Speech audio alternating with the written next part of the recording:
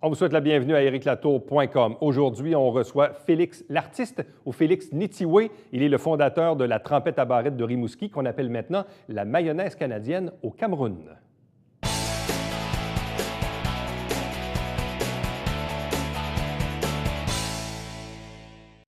Il arrive tout juste d'Afrique pour exporter ce que nous, on appelle ici la trempette à barrettes de Rimouski, ce qu'on appelle par contre là-bas en Afrique la mayonnaise canadienne. Et je parle ici d'un citoyen émérite de Marieville, Félix Nitiwé. Bonsoir et bienvenue. Merci, bonsoir Éric. On s'était vu il y a quoi, l'an passé, je pense, à peu près à pareil moment? Oui, exact. Où on parlait entre autres de tes projets musicaux, tu as plein de projets, tu es entrepreneur, mais en même temps, tu as un petit côté homme d'affaires qui est celui de la fameuse trempette. Exact. Bon, pour les gens peut-être qui n'avaient pas vu l'entrevue l'an passé, peut-être juste nous résumer. Ça fait combien de temps que tu es au Canada? 17 ans. 16 ans déjà, on est en 2016. 16 ans déjà que je suis au Canada. 8 ans que j'ai l'entreprise, je suis propriétaire des trempettes à barrettes de Rimouski, les fameuses trempettes populaires au Québec pour manger les fondus, les raclettes, les grillades. Ah ouais, c'est l'été. Fait que c'est la belle période.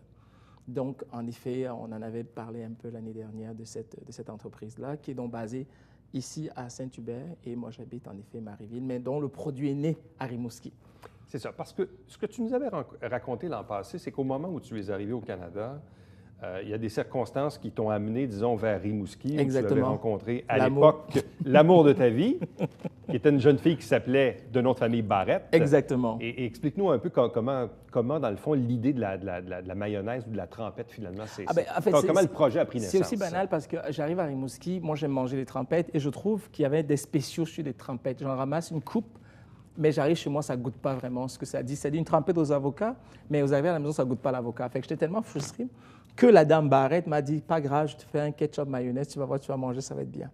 Et moi, pour me consoler en mangeant cela, j'ai le docteur Béliveau qui parle des aliments contre le cancer. Alors, c'est donc bien con, là, je sais. Je me suis dit, bien, on peut bien mélanger une mayonnaise avec le ketchup et avec un aliment bon contre le cancer. Et ça donnait la trempette à barrettes. Et là, tu as parti ça tout petit, puis ça. J'ai parti ça dans ma cuisine à Rimouski, vraiment une cuisine à Rimouski, parce que j'avais acheté une maison avec elle à Rimouski. D'ailleurs, elle n'y croyait pas au projet parce qu'elle me disait, bon, ça ne marchera jamais. Mais en fait, c'est sûr que je m'amuse beaucoup, mais je suis très sérieux dans mon travail. Donc, même si j'ai l'air parfois un peu comique, il n'en demeure pas moins que quand je mets mon sarreau et que je rentre dans mon laboratoire, je travaille vraiment les ingrédients. Et ça me passionne beaucoup sentir les odeurs, la poudre, le curry, le curry, le curcuma, le chili, la poudre d'oignon, l'ail, le gingembre, le poivre rose. Tout ça, ça me passionne. Et c'est toutes des choses que nous n'avons pas en Amérique du Nord. Et on s'en rend bien compte que dans d'autres pays, ils vont consommer ces aliments-là, puis ils n'en souffront pas de certaines maladies.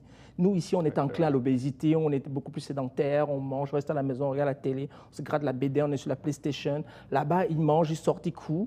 Alors, Docteur Béliveau, parce que je n'ai rien inventé, il a trouvé qu'il y avait une relation à faire entre les maladies cancérigènes en Amérique du Nord et dans les pays comme en Afrique, en Amérique latine, ou en Asie. Alors, j'ai juste exporté ces produits-là ici et j'ai mis dans des trempettes. Et donc, tu as parti ça, comme tu dis, dans ta cuisine à Rimouski. Exactement. Puis, à quel moment tu l'as commercialisé? En fait, j'ai commencé le produit, c'est toujours sûr que c'est toujours ma blonde qui était mon cobaye. J'ai dit, goûte à ça. Elle m'a dit, oui, mais c'est une trempette. J'ai dit, oui, mais tu ne trouves pas qu'il y a quelque chose de spécial que je mets dedans? Elle me dit, mais quoi de spécial? J'ai dit, j'ai mis du miel, j'ai mis du curry. Elle dit, oui, ça goûte, mais le curry, ça ne passe pas au Québec. Alors moi, je dis, pas grave, je prends le produit, je m'en vais offrir cela à un acheteur chez Métro à Rimouski. D'ailleurs, c'est grâce à lui si j'existe vraiment. Il s'appelle Harold Beaulieu. C'est vraiment l'homme qui m'a donné ma chance au Québec. Donc, M. Beaulieu, il est l'acheteur pour les marchés Métro dans le Bas-Saint-Laurent. Donc, tout nouveau produit qui rentre chez Métro, il faut que c'est lui qui regarde ça. Alors, j'emballe ça avec les étiquettes que je sors de mon ordinateur, je colle dessus ma liste d'ingrédients. Je m'avais lui apporté ça. J'ai dit, Monsieur Beaulieu, je m'appelle Félix. Il me regarde, il fait, hey, t'es-tu Bouka? J'ai dit, non, c'est pas moi Bouka, moi c'est Félix. Alors, parce que Bouka était à Rimouski au même moment que moi. Donc, au moment où j'arrive, Bouka s'en va. Donc, il goûte au produit et je m'en souviendrai toujours, Éric, ce jour-là, je suis en 2008, je rentre dans ma bagnole, mon téléphone sonne, il m'appelle, il me dit, le produit qu'il vient de laisser là, je fais goûter à la salle, tout le monde a aimé. Peux-tu m'en livrer des caisses dans tous mes marchés métro? Il y en avait 8. C'est-à-dire Matane, Rimouski, Trois-Pistoles, Saint-Jean-sur, Saint-Anne-des-Monts, jusqu'en Gaspésie. Et là, je fais, ouais, mais c'est parce que je suis en train de commencer. Il me dit, tu livres ça en caisse de combien? Je dis, caisse de combien? Caisse de... Je sais pas moi, la caisse de combien, moi, tu veux? Il me dit, caisse de 36. J'ai dit, 36, si tu veux. Et c'est parti de même. Fait que moi, je couche chez Maxime acheter des mayonnaises, là, et que je me mets à brasser ça à la main. Et là, j'appelle le MAPAC. Et ça, c'est le MAPAC qui vient maintenant. Il me dit, bon, mais qu'est-ce que tu fais? Je dis, ben voilà une recette que je fais. Métro m'a demandé ça. Il dit, tu veux faire ça où? Je dis, là. Il dit, c'est parce que tu ne peux pas faire ça dans ta cuisine. J'ai dit, ben, on fait quoi? Il dit, on peut peut-être faire dans cette pièce-là. Et c'est là on aménage toute la pièce dans les normes alimentaires. Là, c'est là où je me ramasse au cégep des Rimouski, formation en hygiène alimentaire, salubrité. Il faut avoir tous ces papiers, il faut avoir une certification pour être capable de commercialiser. Et c'est là le MAPAC, donc pendant une période de 3 mois, m'a donc aidé à mettre sur pied la compagnie, les normes, les recettes, comment standardiser un goût. Tu sais, tu manges un produit aujourd'hui, il faut bien que demain il goûte pareil. Comment tu fais pour qu'il goûte pareil à chaque fois, pour pas que le client dise, le consommateur se plaigne. Donc là, le MAPAC vient m'aider. C'est comme ça que les trempettes à barrettes partent à Rimouski. Et c'est en 2010 que Isabelle Huot goûte à ça à TVA et puis à l'émission Salut Bonjour. Là, elle a trouvé que c'était les meilleures trempettes. Elle en Et là, parle. c'était un tremplin. Le magazine important. Protégé vous fait une analyse sur toutes les meilleures trempettes qu'il y a au Québec et me met dans la liste des meilleures trempettes. Et là, c'est l'explosion. Et là, mais tu étais toujours basé à Rimouski. C'était toujours basé à Rimouski jusque-là. Est-ce que tu avais un local industriel? J'avais un local industriel à Rimouski, oui. Ben, industriel, c'est un gros mot. J'avais un local, j'étais sorti de la maison finalement, parce qu'avec le succès, je suis sorti de la maison. Bon, Mme Barrette m'a un peu sorti, là, on va dire. Elle m'a aidé à sortir. Mais elle a laissé son nom sur les produits quand même. Bon, enfin, en fait, des Barrettes, il y en a des millions au Québec. Et déjà que Michel Barrette, lui, à un moment donné, la famille, toutes les Barrettes m'ont écrit, l'association des Barrettes m'a écrit pour savoir d'où ça venait. Anyway, disons que Mme Barrette m'a aidé à sortir de la maison. Et je me suis donc trouvé un local à Rimouski. Mais avec le succès du produit, l'approvisionnement en matières premières était très difficile. Tout est à Boucherville, tout est dans la rive sud ici. J'ai donc trouvé comme l'amour avait foutu le camp. Alors, je n'avais plus trop de liens d'attachement.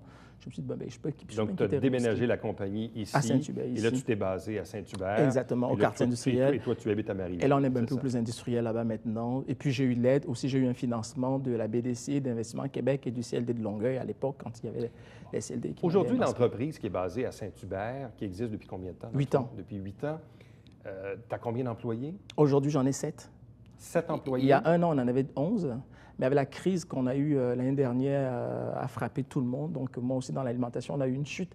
J'étais obligé de faire une mise à pied pour en garder 7 au lieu de 11 maintenant, oui. Bon. Et là arrive cette idée de mayonnaise canadienne. Parce qu'en fait, ici, comme tu dis, on l'appelle la trempette à barrette de Rimouski. Ouais. Donc, c'est son nom commercial qu'on peut retrouver. Mais là, pour les gens qui te suivent un peu sur Facebook, on a vu que tu as passé, disons, plusieurs semaines, voire plusieurs mois. 2 mois et demi. 2 mois et demi du côté de l'Afrique, en fait, du 5 avril jusqu'au 17 juin, jusqu'à il y a 3 jours. Jusqu'à 2-3 jours. Et là, je voyais le mot mayonnaise canadienne. Donc, je me suis dit, bon, ben, il a lancé un nouveau produit, mais adapté pour la clientèle africaine. Et là, tu m'écris sur Facebook, tu dis, non, non, non, c'est le même produit, c'est juste que c'est un autre nom. Exact. En fait, c'est que quand je suis allé rendre visite à mes parents il y a 2 ans, j'apporte, parce que mes parents se disent, ben, leur fils au Canada a une entreprise. Ben, il fait des trempettes à barrette pousse, ça ne veut rien dire ça. Alors, j'ai beau leur expliquer, c'est de la mayonnaise que je mélange avec une sauce et des épices, ça reste que pour eux, c'est pas matériel, ils ne peuvent pas le toucher, le produit. Alors, je m'en vais au Cameroun avec le produit, goûte à ça, il vire fou, il trouve ça bon, et il l'appelle mayonnaise canadienne. Et là, ma petite soeur me dit, tu sais, une fois je retourne, elle me dit, ton produit, on l'a fait goûter à des gens, tout le monde a aimé ça.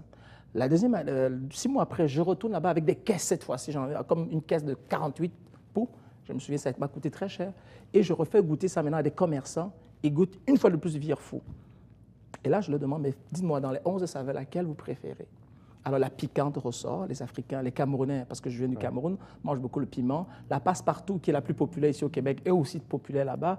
L'original, qui est très populaire au Québec, est populaire là-bas. Je me dis, c'est donc bien drôle. Ah, ouais. Les langues canadiennes et les langues camerounaises, au niveau culinaire, les palais peuvent être similaires.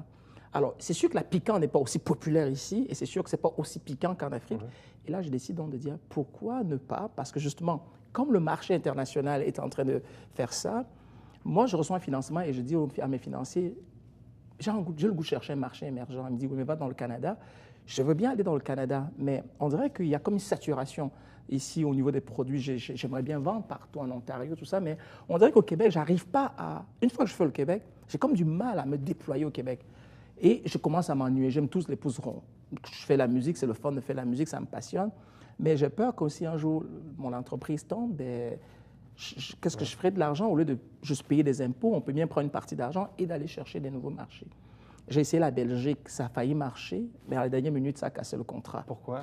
pour des raisons un peu plus compliquées, les Flamands et les Wallons, c'est un peu plus compliqué là-bas. On est allé là-bas, c'était la Belgique qui était en principe le marché émergent.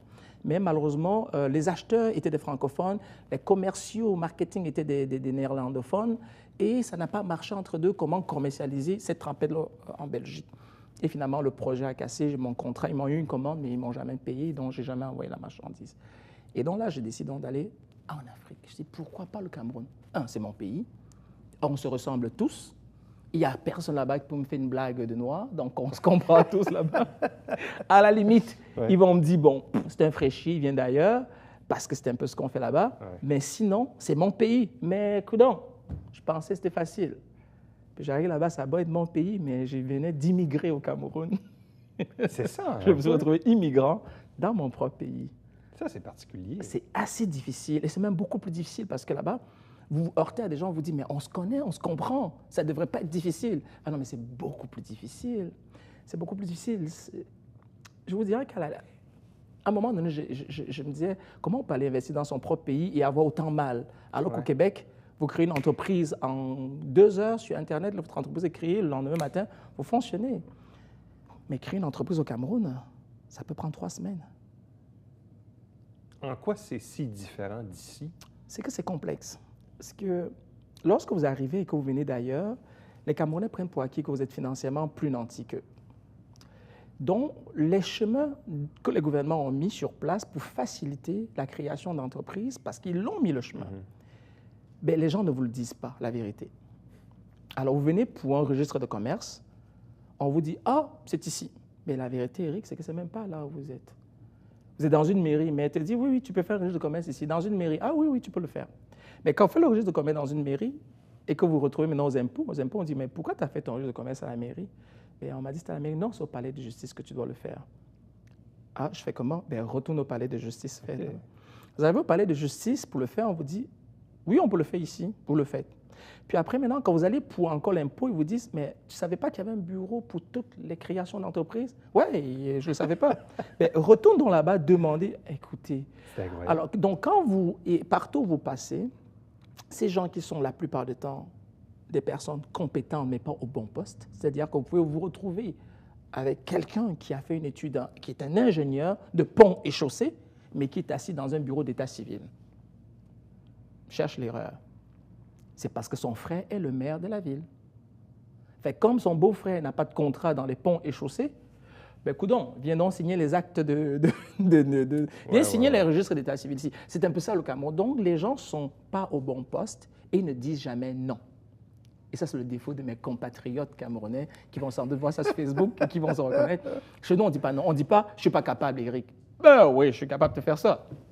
Demain matin, m'a donné ça. Oui, c'est ça. Attends, demain matin. Demain matin, c'est 3 jours. Fait que tout ce que tu fais ici en une journée, au Canada, au Cameroun, tu le fais en 3 jours. Il faut multiplier par 3. Il faut multiplier par 3. Et donc, finalement, est-ce que tu as réussi à obtenir les papiers ou les autorisations nécessaires pour la mise en place de l'entreprise? Voilà. Il faut comprendre que j'aurais pu prendre un autre chemin. J'aurais pu prendre un chemin où j'engage un fiscaliste, il s'en occupe. Il y a ce chemin-là, mais je suis Camerounais, puis je suis quelqu'un de très hargneux, puis j'aime ça voir les vraies réalités, les vicissitudes de la vie, tous les aléas, cette chaleur-là, ce temps d'attente qu'on te dit, puis ces gens qui sont de mauvaise foi. J'ai envie de vivre tout ça. J'ai envie en même temps de voir mon pays, d'embrasser mon pays, de ressentir les parfums, les odeurs, tout ce qui m'a manqué, réécouter la musique, marcher dans de la poussière. J'ai fini en effet par créer une entreprise. Donc vous comprendrez que je suis parti pour 1 mois et demi. J'ai dit à mes employés à Saint-Hubert, dans 1 mois et demi, je suis là, tout devrait bien aller. Après 1 mois et demi, j'ai dit, vous savez, je pense que je reviens dans 2 semaines. Après 2 semaines, j'ai dit, vous savez quoi? Je reviens encore dans 2 semaines. C'était plus long que prévu. Alors, donc, j'ai compris qu'en principe, 1 mois et demi, mais le produit a été bien reçu là-bas. C'est ça qui est quand même paradoxal, c'est qu'on a fait un lancement qui a été magnifique. Il faut faire la part des choses entre les consommateurs et les administrateurs. Les administrateurs sont peut-être plus laxistes, mais les consommateurs, eux, ils vont vite dans leur tête. Quand ils ont goûté au produit, c'est un succès. En effet, les mayonnaises canadiennes, ce sont les trempettes à barrettes. Elles sont un peu plus onctueuses là-bas. Ici, elles sont un peu plus légères. Alors, les Africains consomment beaucoup de mayonnaise, mais dans leur tête, la trempette à barrette, c'est la meilleure de toutes les mayonnaises parce que justement, eux aussi, ils apprécient ce goût du miel que je mets dans les trempettes. Eux aussi, ils apprécient ce goût d'épices que je mets parce que les mayonnaises sont flattes. Elles sont toutes pareilles, vinaigrées, salées ou sucrées, vinaigrées, salées. C'est ça la mayonnaise en général, c'est les œufs combinés avec des huiles, du sucre, du sel, du vinaigre. C'est que ça, une recette de mayonnaise. Donc c'est clair que celui qui va avoir l'audace de rajouter quelque chose dedans va avoir une longueur d'onde sur ses adversaires. Et la compétition là-bas, elle ressemble à quoi? Elle est énorme, elle est grosse, elle est grande. Les Français, les Hollandais, les Arabes sont le plus gros marché des mayonnaises en Afrique. C'est Calvé, c'est le plus gros concurrent, c'est les Français. Après, suivi par les Hollandais, avec les marques comme Broly, Amanti. Et les Camerounais, les Africains sont les plus gros consommateurs de mayonnaise dans le monde. C'est d'excellents consommateurs parce que c'est des gens qui aiment manger beaucoup de poulet, beaucoup de grillades. Et donc, forcément, ils accompagnent sympa avec tout. Et la mayonnaise en Afrique, c'est un peu du luxe en même temps. Ouais.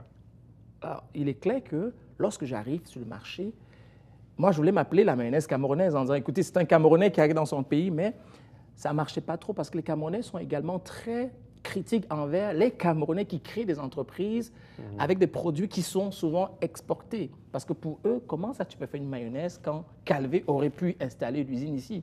Fait que ta mayonnaise, là, je ne suis pas trop sûr qu'elle est bonne. Et aussi, parfois, les Camerounais, nous n'avons pas tous une bonne réputation d'être des gens honnêtes à 100%. Tu sais, le gars va commencer avec une belle bouteille de mayonnaise, là, et puis dans 6 mois, il a dilué sa recette. Donc, on a souvent eu, malheureusement, par le passé, les personnes qui sont arrivées avant moi n'ont pas souvent une bonne réputation.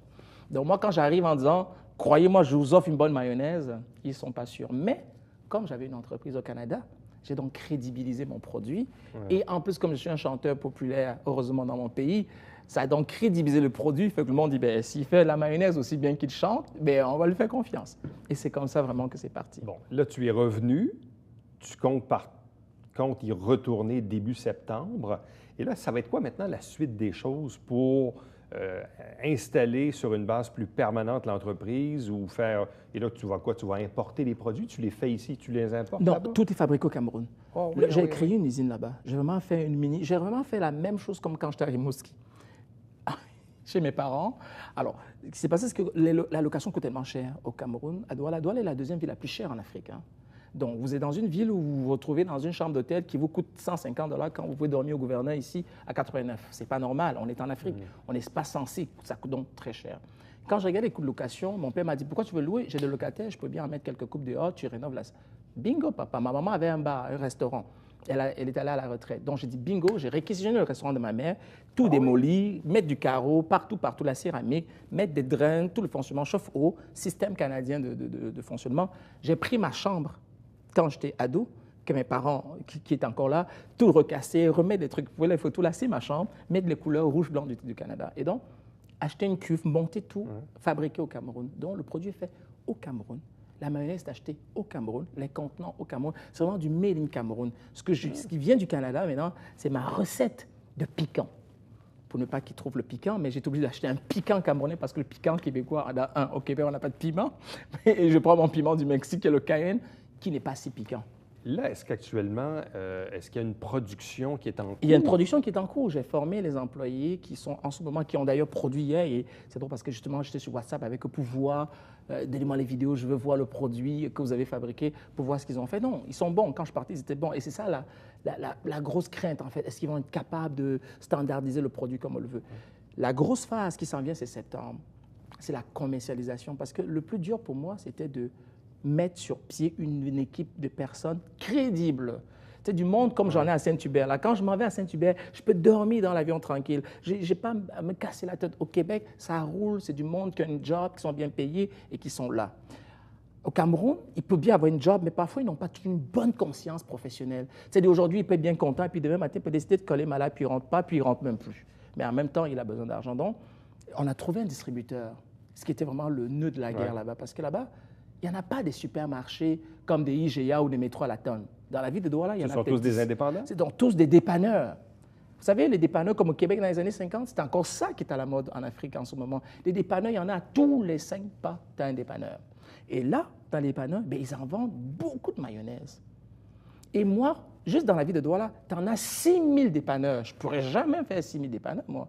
Même que j'engagerais 100 agents représentants, c'est lourd, ça. Alors, j'ai donc trouvé un distributeur qui m'a dit, bon, mais moi, je vends dans tous les dépanneurs.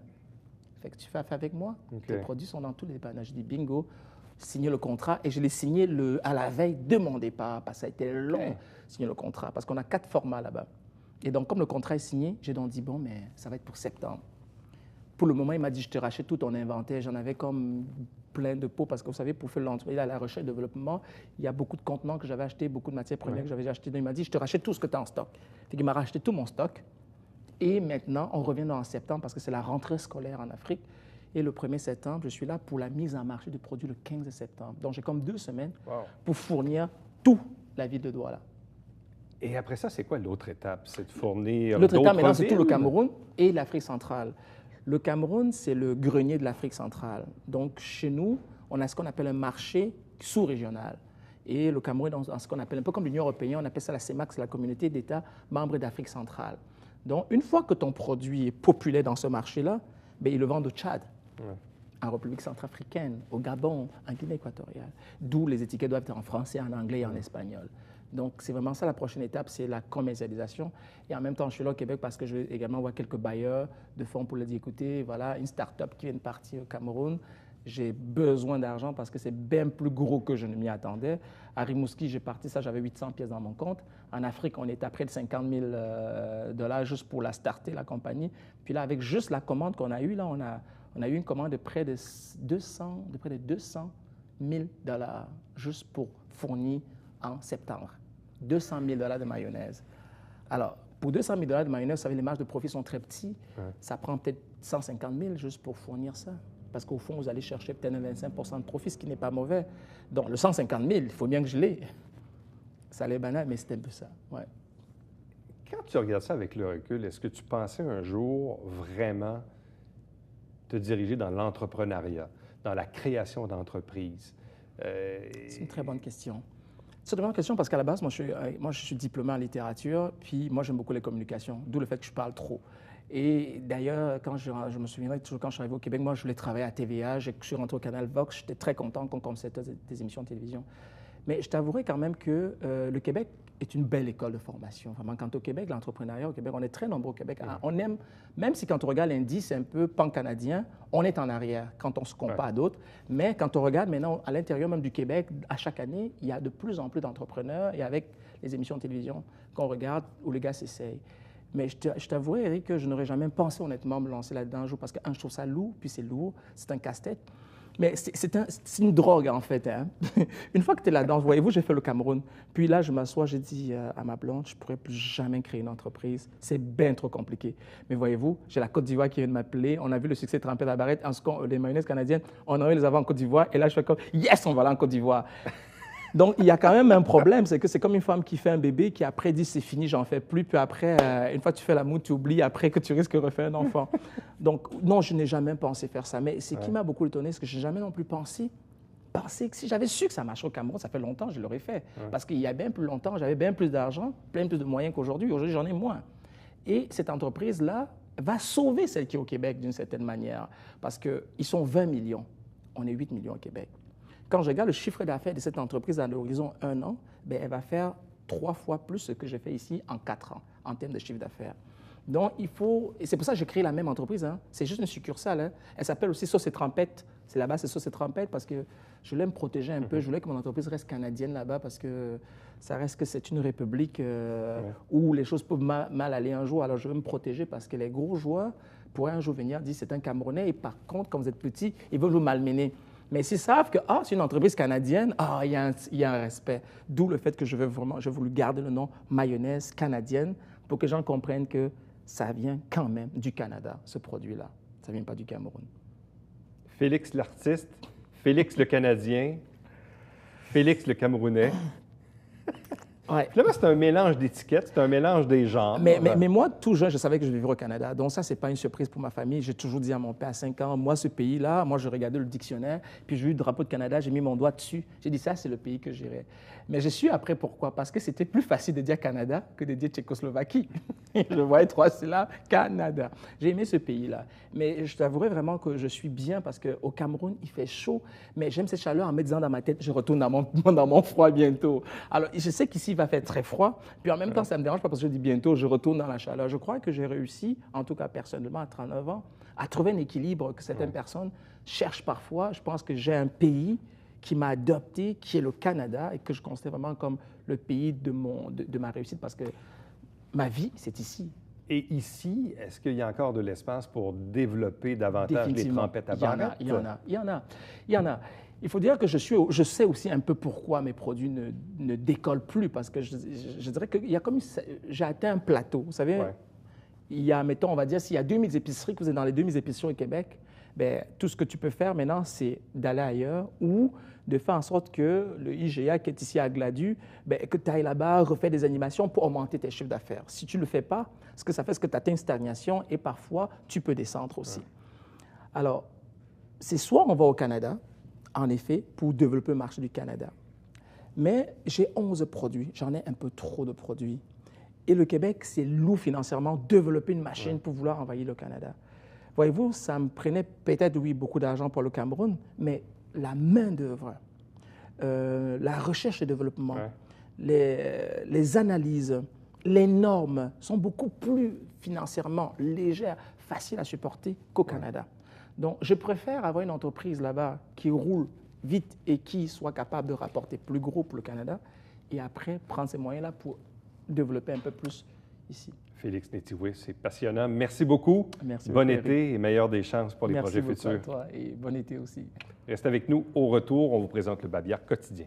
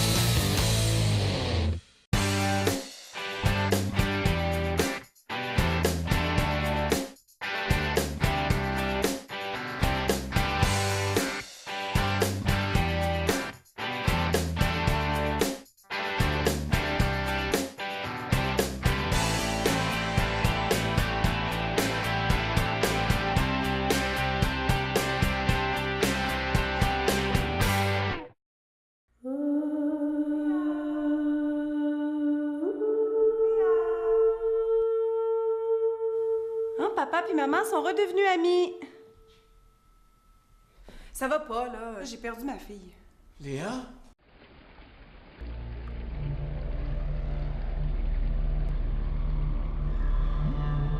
Télévision du Haut-Richelieu.